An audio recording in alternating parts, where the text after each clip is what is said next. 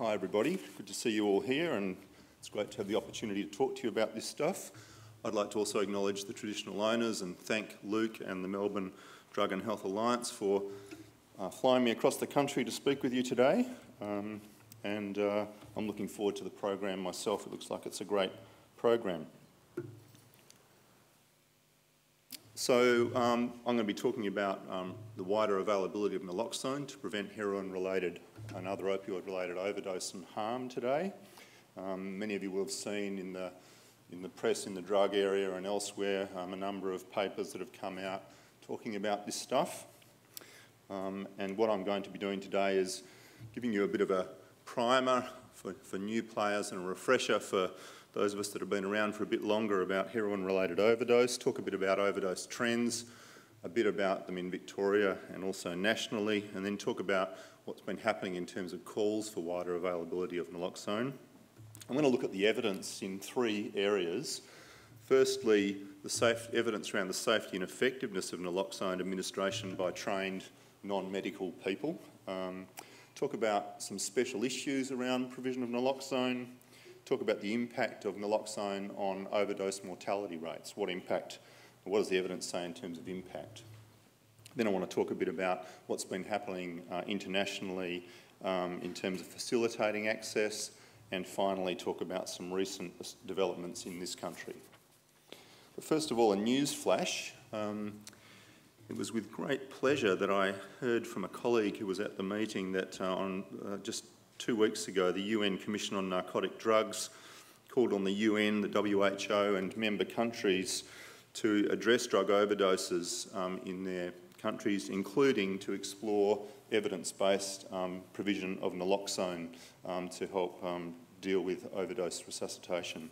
So it's kind of nice to have those international bodies, particularly the Office on Narcotic Drugs, calling for this kind of intervention. It's a big step to have that happening. So in terms of background, naloxone, trade name Narcan, has one single action. It reverses the effects of opioids, notably the respiratory depression that comes with opioid intoxication. It's been used for decades in emergency medicine, in hospitals and by ambulance workers to help revive people who have overdosed on opioids. I think it was first formulated in 1915, so it's been with us for a while. In Australia and in a number of other countries, it's available only on prescription. And since the 1990s, there have been calls for increasing the access outside of medical access to heroin users, their family, friends, outreach workers and so on. In the mid-1990s, access was increased in a number of countries in Europe, including in Italy, where it was made available across the counter from pharmacies in 1995. And in 2000s in the US, a number of programs emerged providing naloxone to heroin users and their mates, and I'll be talking about some of those today.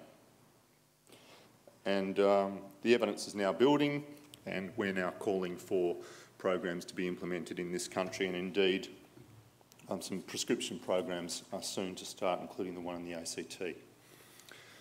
So that primer, heroin and other opioid overdose, people die of opioid overdose primarily because they stop breathing. Opioids suppress the breathing reflex. They operate on the pons, which is here, and that part of the brain stem has the function of going something like this: breathe, breathe, breathe, okay? And opioids suppress the action of the pons, and so breathing is suppressed. So opioid overdose is respiratory depression leading to death. A reminder that fatal heroin overdoses are most experienced by older users rather than younger users, the evidence suggests.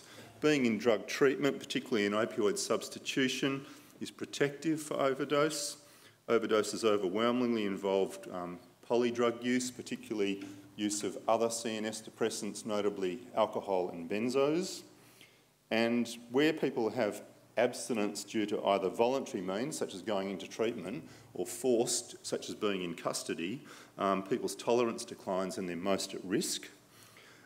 Suicide by overdose is unusual, and the majority of opioid overdoses are accidental. People on release from custody are a particularly high-risk group. They can be, one study found them to have a 34 times raised risk of overdose in the first 2 weeks after release, and the risk is actually greater for women released from prison than it is for men released from prison. And even if people use while they're in prison, use is often sporadic in prison, so people's tolerance is often released. So there are implications for that in terms of opioid substitution in prison, in terms of how people are released back into the community, split packs containing naloxone and so on. And there's a trial of provision of naloxone to release prisoners happening in a number of countries, being coordinated in the UK, and we're looking forward to the results of that research coming out over the next year or so. So what's important is that there's often an opportunity to prevent deaths with a heroin-related overdose. In many cases, there aren't interventions before people die. In 60% of fatal overdoses, someone else, however, is present. Mostly the death occurs some time after people inject, more than an hour after injection in 70% of cases, so there's an ample opportunity to intervene. Most deaths occur in the home rather than in the street, and only in about half of fatalities has an overdose been called. So there's lots of opportunities for intervention here. Remember as well that death isn't the only consequence of overdose. For even people who survive overdose, there can be significant morbidity related to brain damage due to lack of oxygen, inhalation of vomit causing pneumonia and other similar problems, muscle damage due to lack of oxygen, and obviously serious injury from falling. So although we're focusing on overdose mortality, there can be other adverse consequences as well. Now there's a number of strategies for reducing risk due to overdose, and we need to be reminded of those. Again, increasing access to treatment and engagement in treatment, particularly opioid substitution, the research shows is protective. Protocols for ambulance attendance at overdose and protocols for prison discharge are important. Educating heroin and opioid users about preventing overdose is important, about the risk of polydrug use, about factors leading to reduced tolerance, things like not using alone, having a small taste first, and all those kind of strategies are very important in terms of prevention.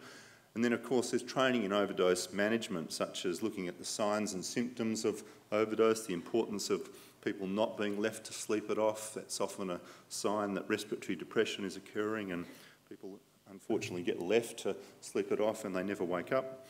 Encouraging people to call an ambulance early in the process, teaching people basic life support and airway management, and of course naloxone for peer administration has a role as well. One of the other things that's important, and I'm not sure the extent to which that happens here, but are protocols between police, ambulance services, drug user organisations regarding whether police will follow ambulances, what police do when they come to a call out where there's someone who's died from an overdose and all that kind of stuff, because how users perceive police actions when there's an overdose, the evidence is very clear. It has a great impact on people's willingness to call an ambulance, and we know that early calling an ambulance needs to be one of the things that people do when somebody overdoses. So Kim Hargraves and I did a review of the literature published in the MDHA back in 2000, where we raised a number of questions about provision of naloxone and answered a number of questions. We thought that there were a few complications in terms of using this drug to manage overdose, but it was just one part of a response to overdoses. Polydrug use, yes, it's an issue, but if you take the opioid out of the equation, then mostly that prevents death, and the evidence since then has got even stronger for that. We need to remind people to not use alone. Yes, if people are intoxicated, that can affect their ability to intervene, but in fact administering naloxone is probably a lot simpler than some of the other interventions, such as managing an airway, breathing for someone, and doing CPR and other basic life support.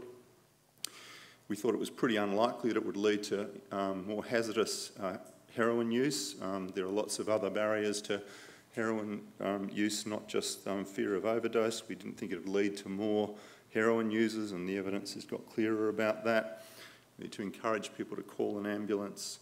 The shelf life I'll talk about, but it's about 18 months on the box, but in fact it's a lot longer than that in practice, and I'll mention that in a minute. And we thought it was pretty unlikely that people would use naloxone to rapidly detox.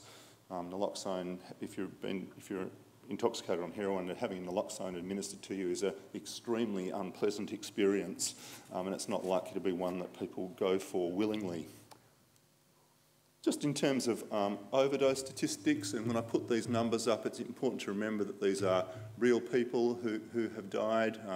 Their families and other friends and members of the community have been affected, and many of us in this room will know people who are represented in these statistics, both here and nationally, so let's not forget that.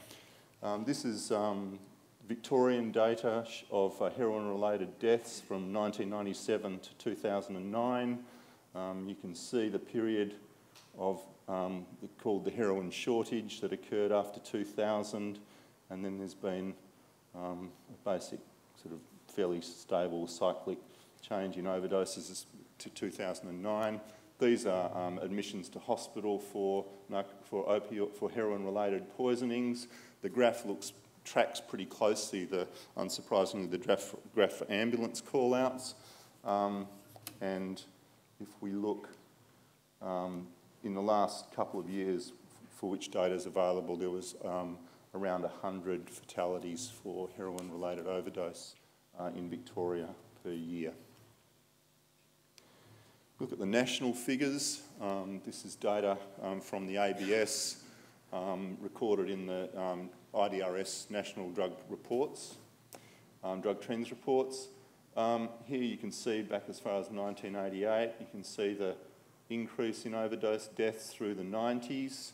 And what people often talk about the heroin shortage, but actually when you take a long period of time, you can see that there was actually a glut of heroin availability during the 90s, and what we've returned to in terms of deaths is something a little bit higher than what was there beforehand. These data in dotted lines are in dots because the ABS changed the way it counts fatalities in 2006. They used to go through the case files and check every occurrence, but now it's done by more of an automatic system, so we're not sure about how these figures compare to these. But roughly, at the last count, between 300 and 400 Australians die of an accidental opioid overdose, primarily heroin, every year. Of course, elsewhere in the world, the trend data have looked dissimilar, and this is the trend data for the US. And what you can see is that there's been this exponential increase in fatalities in North America and the US in particular, primarily related to the use of pharmaceutical opioids, notably OxyContin, hillbilly heroin, which has really taken off, and most fatalities in the US, opioids are related to synthetic opioids, not to the natural product. So unsurprisingly, although we called for naloxone availability in 2000, when the shortage happened, some of the momentum kind of went from people being interested in the issue, even though there's still 400 people a year dying. But in the US, things were very different. And so what's happened in the US is that there's been a number of program rollouts of provision of naloxone for peer administration. Some of the materials are here. This one's my favourite, Christian Rock Fellowship, overdose prevention and training being held in the church. This is from the Chicago Recovery Alliance, the Scare Me acronym. And you can see something looks a bit like one of our fit packs. And there's a number of other examples and some fantastic work being done, a whole lot of different models of how this stuff can be got out to people in the street, quick training at needle exchanges through to longer training courses happening for over a couple of hours at other venues. If you go to YouTube, put in naloxone, you'll find stacks of great videos I decided not to show them to you today, but great videos you can look at yourself about, not only from people who have revived or been revived by naloxone, but also outreach workers, advocates and so on talking about these issues. It's kind of an interesting way to spend an hour doing some YouTube searching on this stuff. So when we look at the training programs, this is typically what they involve. They're done in a variety of settings, durations and formats, as I've said. Lots of materials are available. Typically they include a review of the causes of overdose, how to prevent overdose, how to assess an overdose, the importance of calling an ambulance, basic life support skills, how to administer naloxone, including how to maintain an airway and provide breathing support for people, how to monitor people after naloxone's been administered, how to deal with ambulance officers and police around the scene, and then procedures for reporting back to the people who provide the naloxone and other kind of program reporting requirements. And sometimes there's an agreed overdose management plan between the person who might be the recipient of a prescription for naloxone and their carer who is trained in how to administer it with them. So we thought back in 2009 that it was time to call for this stuff again. Had a couple of papers published, one in the MDHA, one in Drug and Alcohol Review, saying that although there'd been a heroin shortage in Australia and things had stopped here, the international evidence of program implementation had expanded in North America, and we thought it was time to relook at this issue here. There's been a number of important advocacy groups that have been involved in picking up the call and presenting this stuff. Patrick Griffiths and John Ryan and ADDEX importantly need to be mentioned, and Nicole Wiggins at CARMA, the user group in the ACT, who had already put together a proposal for a program to happen in the ACT, and it's really because of that the ACT program has got up and is about to commence. And so there's a number of people that have been involved in doing some important advocacy around this stuff. So a survey of overdose prevention programs in the US was done by Elias Wheeler and Peter Davidson, who used to be a colleague of ours in Perth, who now works in the US. And they found that up to 2010, there was 188 programs that have been operating in 16 US states. The programs have been held over a range of years. 53,000 plus naloxone kits and associated training had been provided to people in those programs, and they had over 10,000 overdose reversals using naloxone reported, and that's just been published in the Centre for Disease Control monthly report.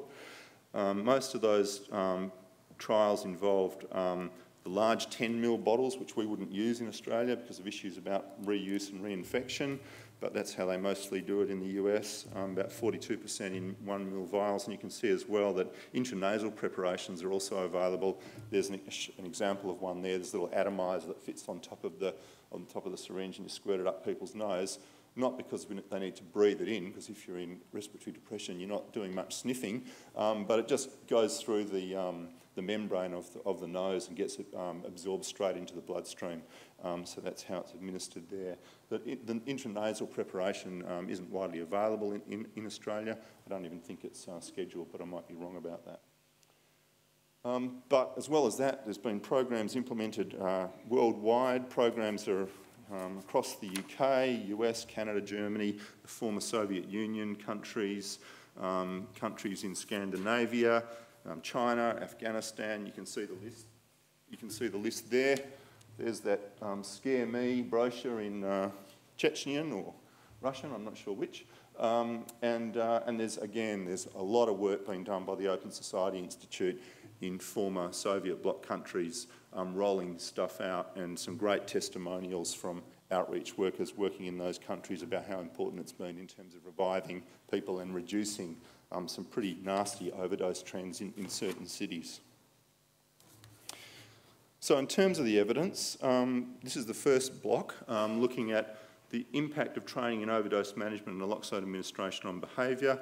I'm not giving you an exhaustive review of the literature, I'm just covering some of the interesting studies, and if people want more information, I'll be happy to receive an email and I can pass on a comprehensive reference list to people.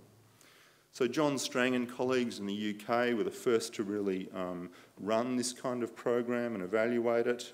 In 2008, they did a project with 240 odd opioid users in treatment and did pre and post training knowledge scores and found significant improvements across a range of measures. They followed up 78% of the sample at 3 months, and they'd found that 18 overdoses had been experienced or witnessed by people in the trial.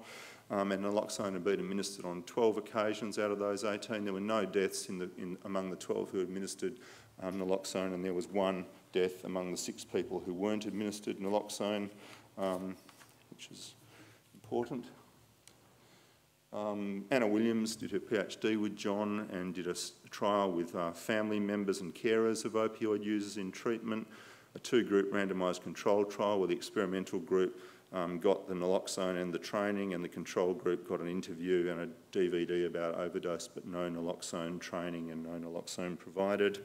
And what she found across a range of measures was that there were some similarities, but in terms of ability and willingness and knowledge about naloxone, unsurprisingly, there were significant improvements both at post-treatment and at follow-up in terms of the people who were trained in the use of naloxone. So people understood what the issues were, and they were able to administer it in an overdose situation.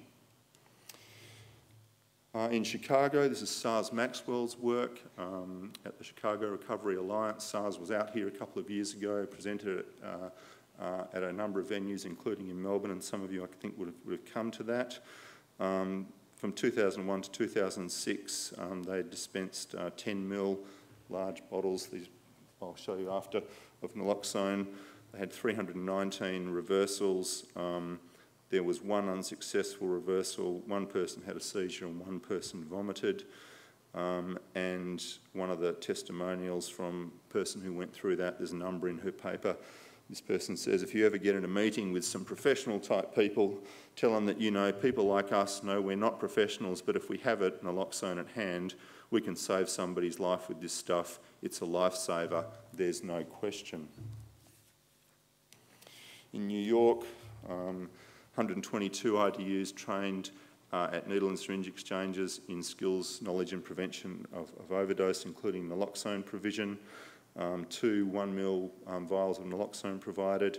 They were re-interviewed when they came in for a refill when their script was, had expired, when their naloxone had expired or when they'd used it. And naloxone was administered 82 times. In 83% of times, the person survived. In the times they didn't survive, the story was the person was well and truly dead, but they administered the naloxone anyway, just to, you know, with hope, but the person was already dead when they were found. And majority of people felt comfortable using it, and they also said that if they had overdosed, they would want someone to administer naloxone to them. Sharon Stancliffe did a study looking at the 62 naloxone distribution sites in New York State. They've had legal protection from 2006, which protects a non-medical person administering naloxone to someone it's not prescribed. And the doctor can also provide naloxone to another person for secondary administration. So GP can prescribe it to an outreach worker on behalf of a recipient who gets the naloxone to carry with them and use in an emergency. They found 353 reversals, and in about half of them, ambulance was also called. And again, the issue about ambulance calling is largely about fear of what will happen if people do call an ambulance. And in cities where there are good protocols between police, ambulance and drug user organisations, people are much more willing to call an ambulance than in those where there's ambiguity about whether people get busted if an ambulance is called.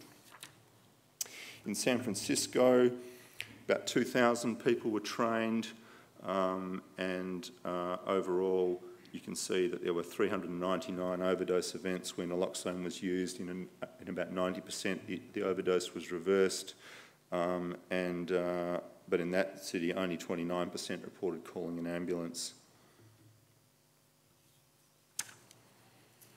Again, this is an interesting study in in LA.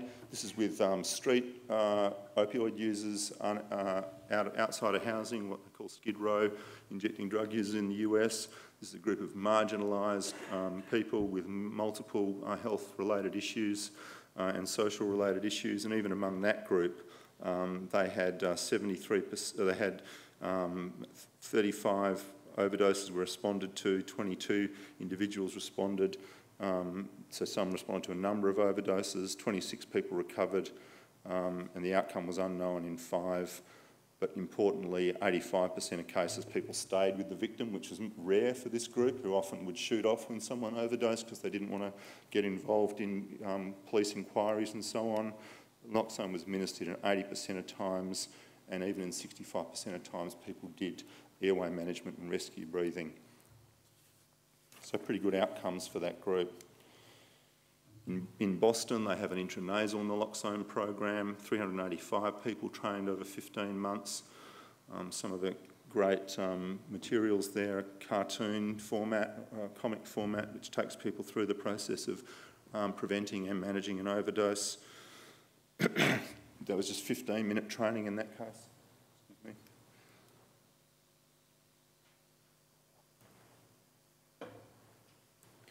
And there were 74 successful reversals reported and few complications reported.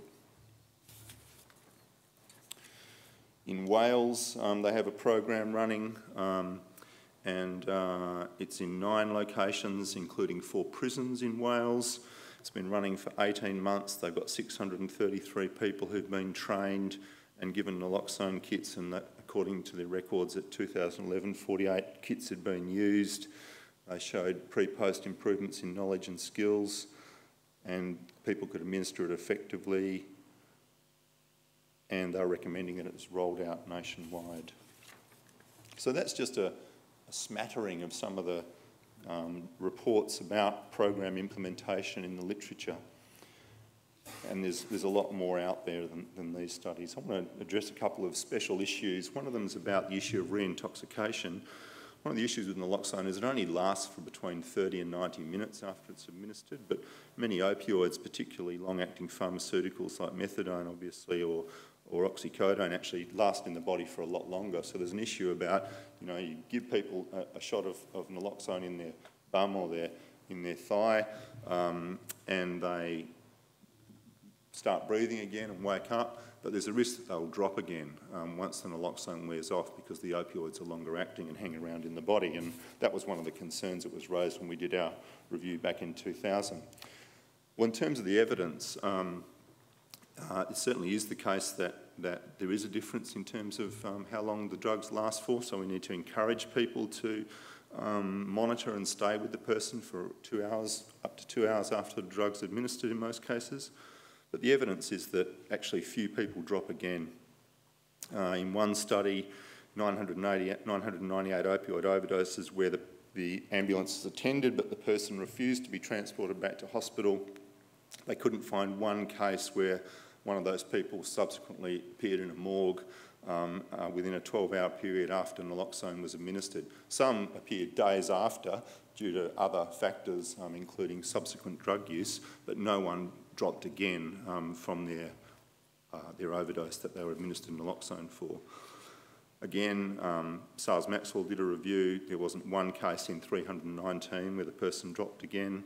And a recent study found that out of 592 cases, there was no evidence of someone dropping again in 48 hours. So it can happen, and for that reason, naloxone is usually given in split doses, either the large bottles they use in US or a number of vials of naloxone, and people are encouraged to administer it again and, of course, to call an ambulance and monitor the person. But in practice, it seems that people dropping again is a relatively rare occurrence. Shelf life's another issue. Shelf life varies depending on the preparation, but it's about 18 months on the boxes that you get here. And there were concerns that, you know, in the Australian climate, particularly in Perth, where it gets damn hot, you know, would the stuff survive in a glove box of a car or whatever, and how long would it last for? Well, the evidence is that naloxone is a pretty stable product. It's been shown since we did our work back in 2000 to be temperature resistant from -20 to +70 degrees Celsius, which is pretty good.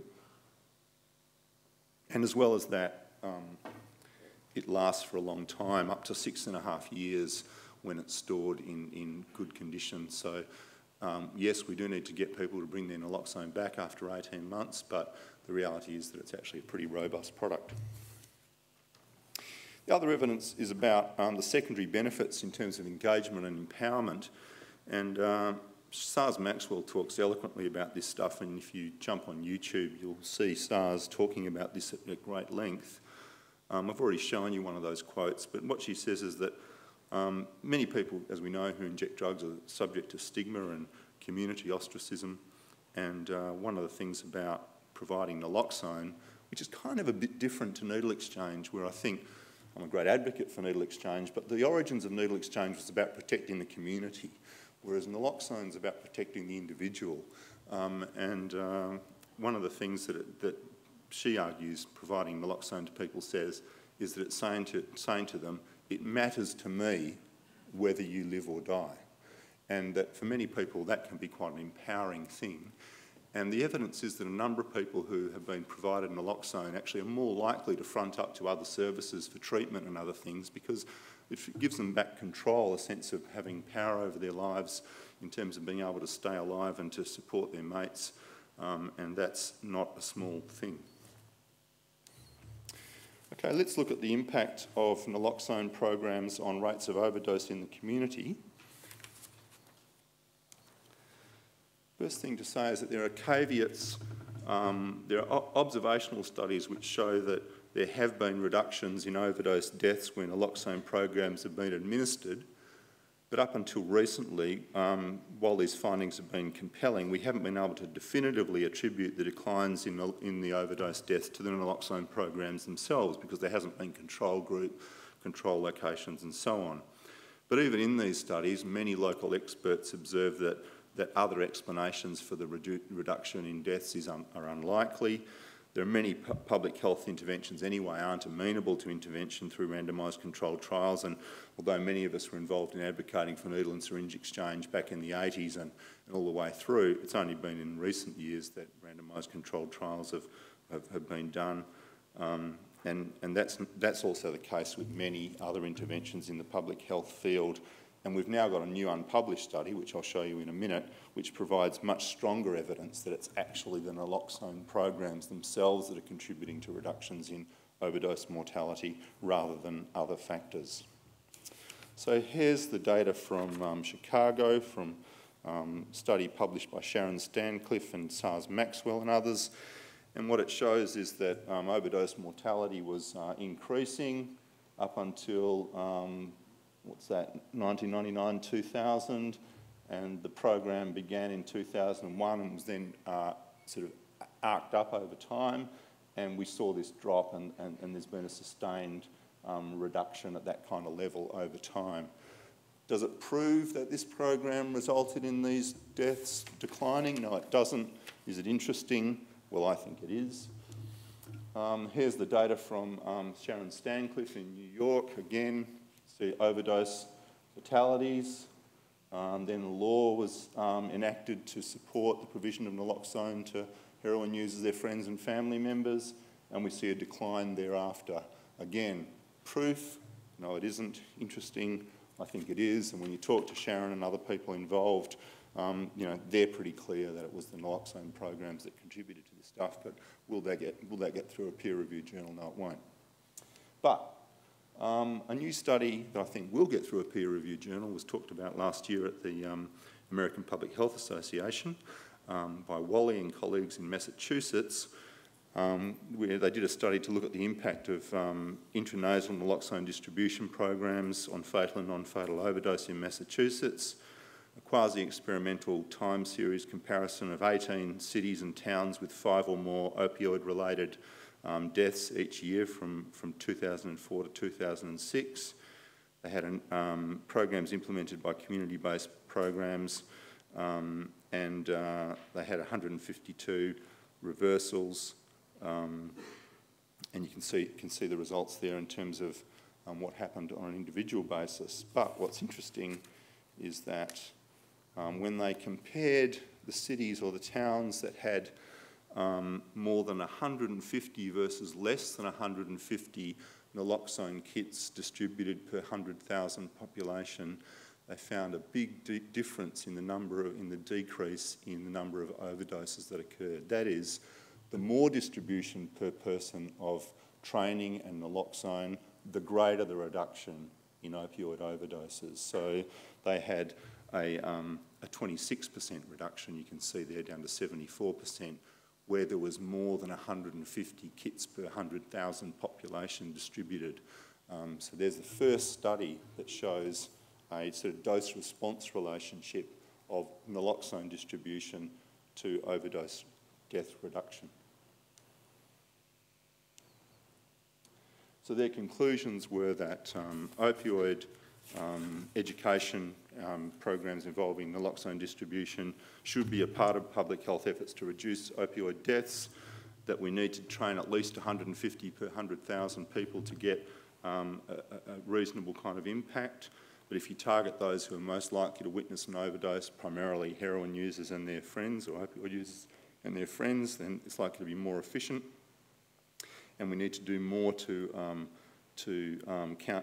raise community awareness about the risks of non-fatal overdose.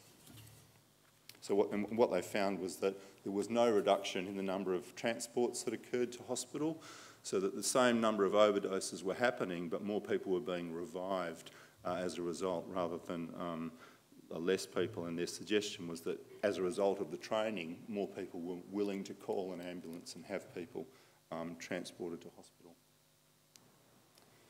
So the implications of this for us, well, it hasn't been subject to peer review. It's about to be published, but it hasn't yet been published.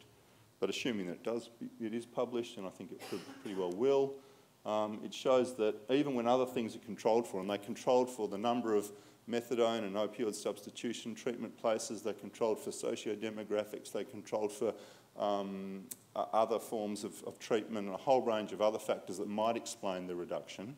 When they controlled for all those, even controlling for all those, they still got a reduction in terms of the provision of naloxone and its impact on deaths.